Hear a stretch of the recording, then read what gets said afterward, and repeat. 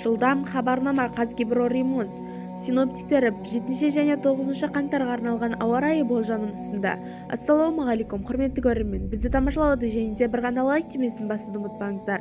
Метеорологтар мәліметінше Қазақстанның шығысында қалың қар жауады, ал оңтүстігінде жаңбыр менен таулы аймақтарында қатты жауын-шашын болады.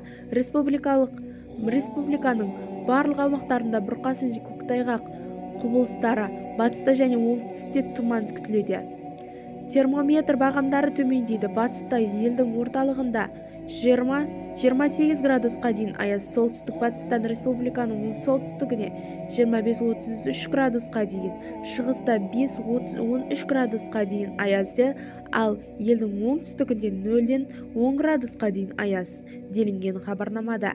Әзіргі Алматы жолы десе, төтенше жағдайлар департаменті қала тұрғындары қар құрсауында қалып төзіп тұрғанын ескертіп, Қарғалы, Ақсай, Үлкен және Кіші Алматы өзендерінің айналасына аулақ жүруді кеңес берді.